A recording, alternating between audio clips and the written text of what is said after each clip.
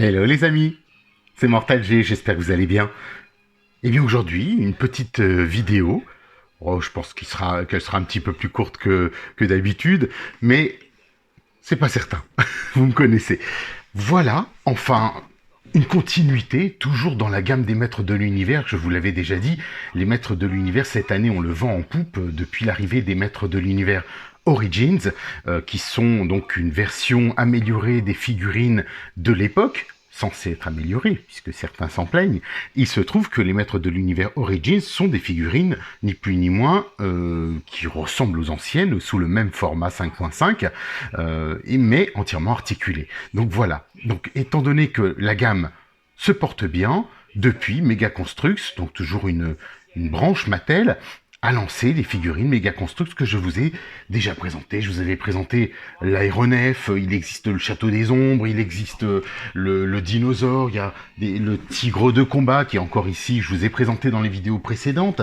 Il y a une foultitude déjà de personnages disponibles, Skeletor, le monstre, Océanor, il y a Stratos dans sa version avec ses ailes bleues, Musclor, Skeletor dans différentes couleurs, on a le Rotator que je vous ai déjà présenté.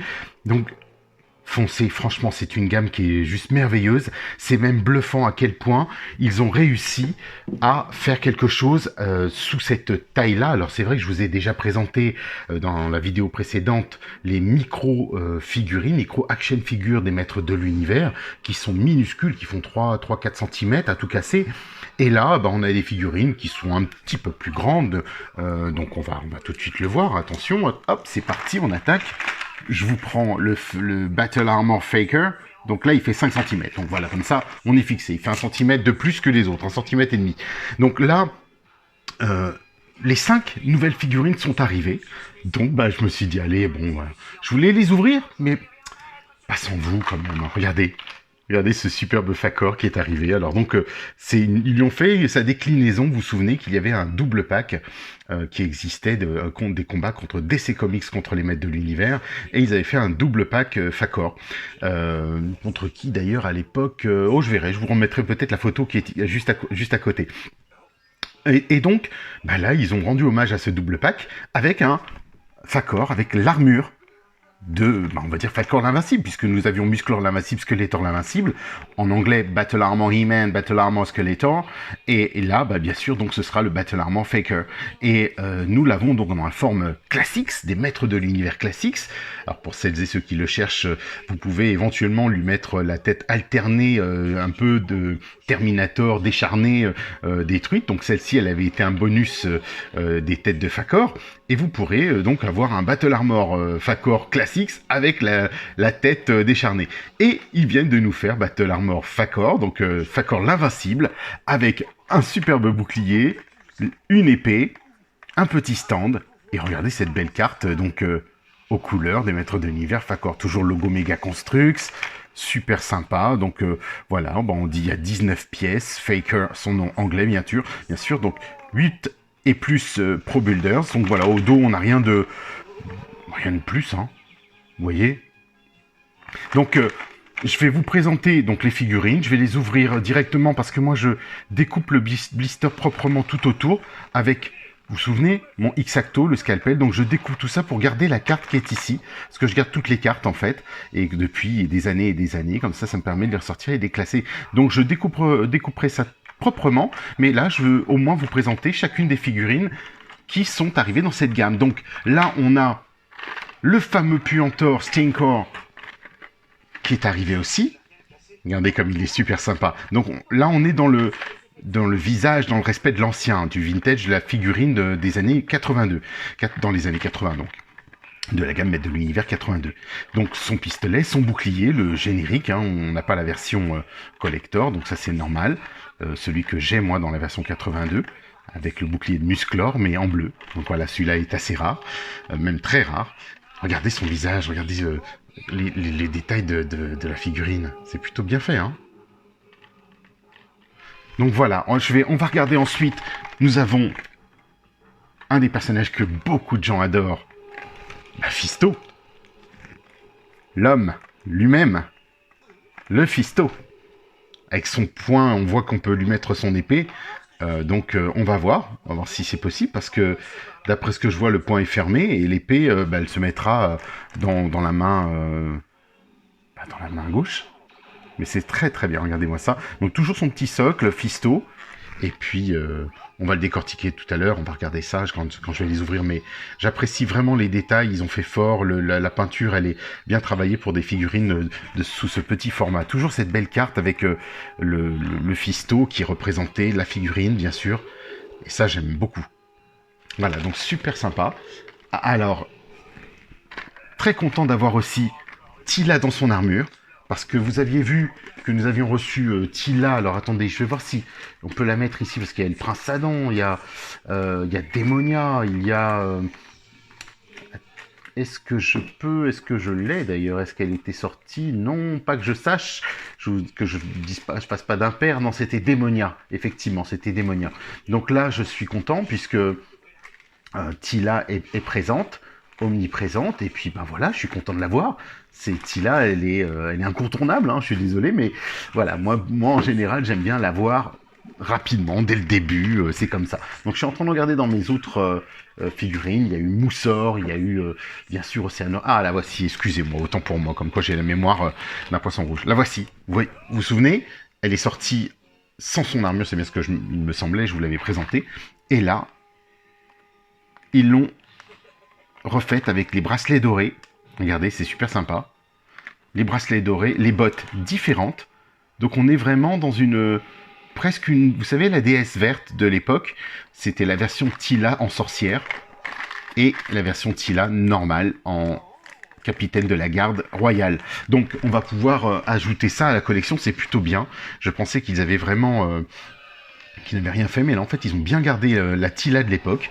Donc en lui enlevant certainement son armure, on a la Tila vintage. Donc ça c'est super bien. Elle a donc bien sûr son bâton de K, son bâton de serpent et son bouclier. Donc ça c'est super cool. Et on passe, super cool, ça y est, je fais comme Todd McFarlane, je me mets à le copier et dire super cool. Super cool, ben, c'est vrai que c'est super cool. Donc on a la nouvelle Démonia. Alors, dans sa tenue plus sombre, regardez, tout est noir et il n'y a vraiment que son pagne qui est un peu violet. On est plus dans la version 2002. Plus agressive que dans sa version, je dirais, un peu plus vintage. C'est très sympa, franchement. On aura une belle variante avec le crâne aussi. Ils ont respecté vraiment les détails. Ils ont cette fois-ci vraiment plus fait comme Tila avec son pagne, alors que l'ancien est plus celle-ci est plus du dessin animé, si vous voulez. Et là, on est vraiment dans une représentation du jouet. Donc voilà les 5 figurines qui viennent de sortir.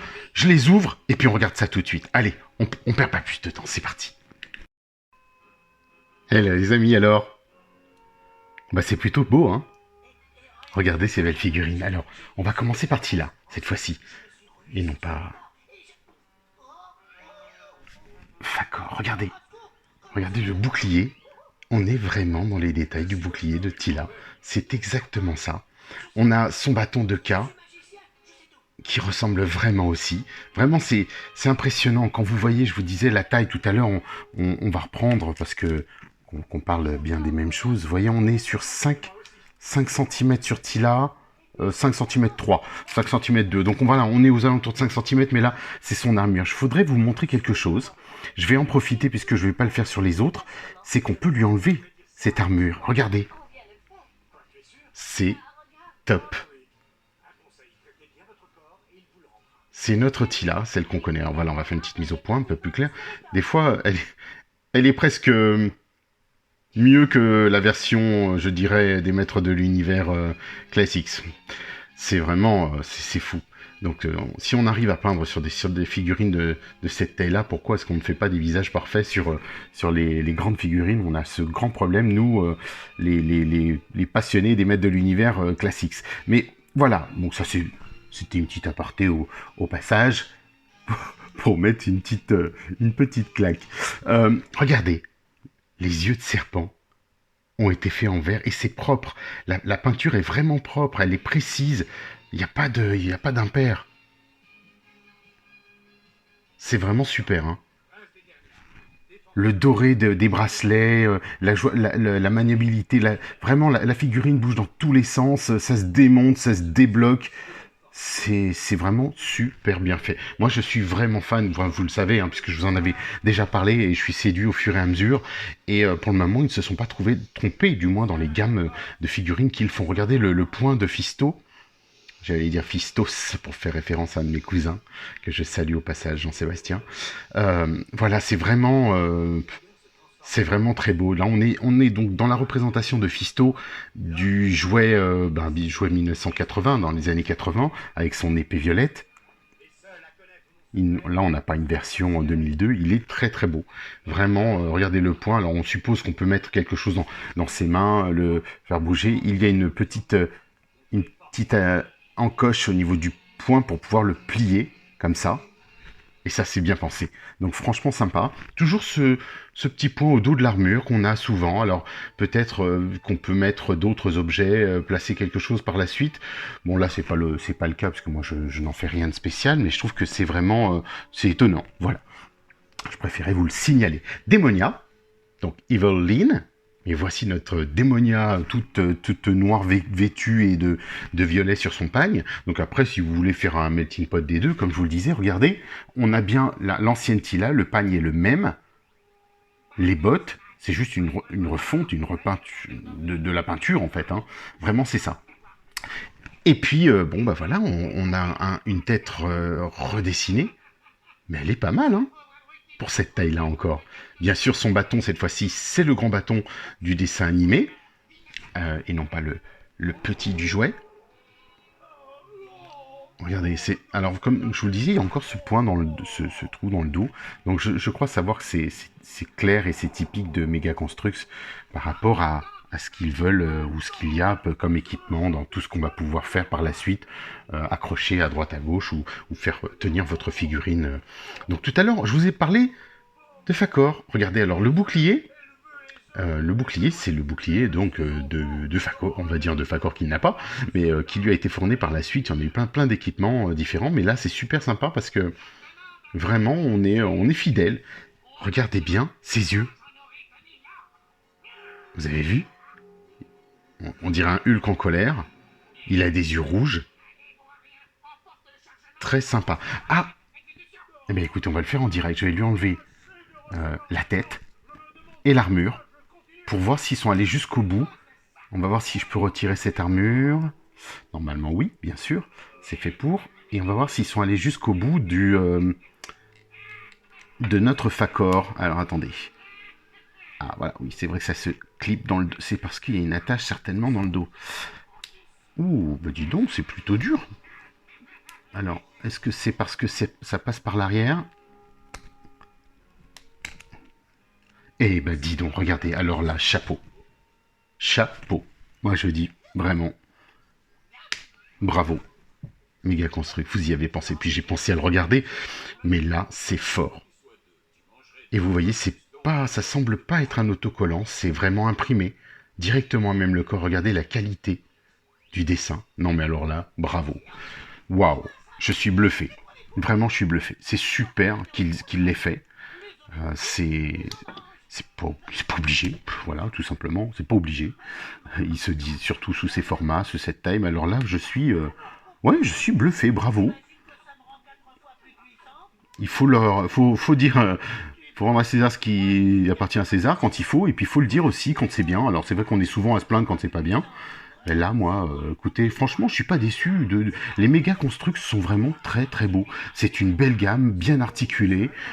Tout bouge, c'est fun, c'est petit, ça tient. Même nous qui avons des grosses pattes, ça tient dans la main. Alors là, j'attire votre attention sur le bouclier. Alors tout à l'heure, je vous ai dit une bêtise. Regardez, c'est le même bouclier que Fakor, donc le même bouclier que Musclor. Sauf que ils ont fait un melting pot des deux. Ils ont utilisé le bouclier de Musclor, celui que Fakor avait dans sa version exclusive, on va dire française, quand elle est sortie bleu et rouge. Et là, ils ont sorti ce bouclier-là, mais en bleu, pour rendre hommage. Donc là, on a un melting pot des deux boucliers rares, avec son fameux pistolet laser qu'on retrouve dans l'armurerie du Château des Ombres, bien sûr. Donc très sympa. Alors bien sûr, j'ai essayé de le sentir. Non, mes amis, il ne sent pas le patchouli. Parce que bien sûr, vous savez, vous n'êtes pas sans savoir que Puantor, à l'époque, sentait le patchouli. C'est pour ça que les enfants trouvaient ça fort. Donc Mattel avait choisi cette odeur parce que les enfants trouvaient ça fort, tout simplement. Donc on pouvait justifier d'une créature qui sentait mauvais. Et il n'a pas pu être utilisé dans le dessin animé parce que voilà, ça ne se faisait pas. Ça ne se faisait pas à l'époque. Donc Puantor n'a pas pu être édité et on ne pouvait pas dire qu'un personnage puait, entre guillemets, alors qu'ils se sont pas gênés par la suite à nous sortir des monstres de tout acabit dans cet esprit qui pue, qui bave et j'en passe. Alors, voilà pour cette petite gamme complémentaire. Il y en a d'autres, hein, bien sûr, qui arrivent. Je vous présenterai. Il y a le Talon Fighter, bien sûr, ce qu'on appelle, nous, le Fortin et le Faucon de combat, qui arrivent. Donc, j'ai hâte de vous les présenter. C'est la suite, hein. Allez hop, on lâche pas. Et puis, regardez-moi toujours cette belle transformation. Et bon, voilà, c'est vraiment plaisant, on poursuit dans ce monde, dans cet univers des maîtres de l'univers, justement. Et pour les passionnés, les collectionneurs en tout genre, on est gâtés. Pour être franc, on est gâtés quand même, hein, parce que vous avez, je vous en ai présenté, il y a les pop aussi qui sont arrivés, il y a plein de pop qui sont arrivés, j'ai reçu Musclor, j'en ai plein d'autres qui se cumulent, peut-être qu'un jour je ferai une vidéo sur toutes les pop que j'ai dans cette gamme, mais c'est assez bluffant. Donc voilà, je tenais à vous présenter cette petite gamme qui vient d'arriver de figurines que j'affectionne beaucoup. Ruez-vous dessus, on les trouve sur Big Bad Toy Store aux États-Unis, BBTS, on les trouve sur toutes les boutiques spécialisées d'Allemagne, de France, qui peuvent faire l'importation, on peut les retrouver sur Amazon, mais bon voilà, il faut juste parfois se battre, parfois attendre un peu, c'est long, ou il y a des périodes qui sont un peu difficiles, alors souvent, moi je fais des précommandes, pas sur tout, puisque sur les maîtres de l'univers Origins par exemple, il n'y a personne qui peut aujourd'hui vous garantir qu'elles vont arriver ou qu'ils vont les avoir à telle date ou telle date. Ce n'est pas vrai. Donc ceux qui me disent passer des précommandes chez moi, non. Moi, je préfère pas le faire, j'attends, parce que Amazon les a eu la plupart du temps avant tout le monde. Il y a plein de boutiques spécialisées, des amis que je salue, comme Lulu Berlu. Plein de gens en réserve, mais ils n'avaient même pas reçu la première vague, alors que la deuxième était sortie.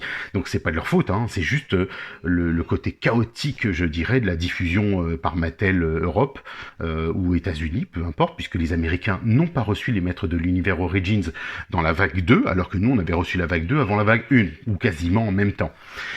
Je sais de source sûre que l'année prochaine, du coup, elles seront mises à disposition beaucoup plus librement, beaucoup plus largement. Donc là, cette année, c'était un peu les exclusivités de la marque, par exemple, Walmart aux États-Unis, qui s'arrêtait, et donc ça sera certainement beaucoup plus libre dans la distribution. Alors, pour la France, vous savez qu'il n'y a rien. Mattel ne répond plus, je suis en contact avec eux et je n'ai plus de réponse, ni de l'une ni de l'autre. C'est fâcheux parce que comme en plus je suis sur un projet, j'en ai parlé dans certains groupes, je suis sur le projet de préparer la première convention des maîtres de l'univers France, ce serait fâcheux de la faire sans Mattel, donc voilà, j'aimerais bien que Mattel réponde. J'ai une de mes amies qui est chez eux aussi, donc on va essayer d'avancer, tout simplement. Il faut jamais baisser les bras, on continue. Et selon la formule consacrée, mes amis, n'oubliez pas le petit point, le petit pouce, en haut ou en bas, peu importe. Abonnez-vous, s'il vous plaît. Ça monte, on est à 400 membres, c'est juste génial, je vous remercie, c'est top, top, top. Ça augmente, ça... Mettez des pouces, mettez des commentaires, c'est super. On peut, alors quelqu'un me disait, c'est super sympa, vraiment, mais comment on peut communiquer? On peut communiquer ensemble via la page Facebook Mortal G. Voilà, parce que je n'ai pas mis d'autres réseaux ou quoi que ce soit, mais faut pas hésiter sur la page Facebook Mortal G. Je sais qu'il y en a qui n'ont pas Facebook, mais bon, voilà, c'est un peu aujourd'hui un incontournable, ou de créer un compte, au moins pour cette passion-là, allez-y, foncez. De l'autre côté, on se retrouve soit sur le groupe Musclor.org. Musclor.org, c'est mon groupe dédié aux maîtres de l'univers. Pour les plus passionnés d'entre vous, il y a une question à répondre d'entrée qui est obligatoire. Si vous ne répondez mal ou pas du tout, ben, vous ne pourrez pas entrer dans ce groupe. C'est aussi simple que ça. Mais elle est pas tordue, donc logiquement, vous trouverez la réponse. Et puis... elle est complexe, mais pas tordue. Et puis voilà, et puis sinon, on se retrouve sur Mortal G. Je vous dis vite, même à très vite, très très vite. Et puis, bon voyage. À bientôt.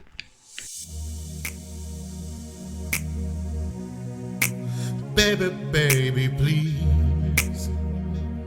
Oh, baby. The way you turn me inside out is not a thing that you should do. The moment you left me this way was just a bad moment with you. Girl, you should take care of you. No one treat me like you do. Yes, girl, you know that it's true. One day you throw someone like you. Baby, no, baby, why you leaving me now?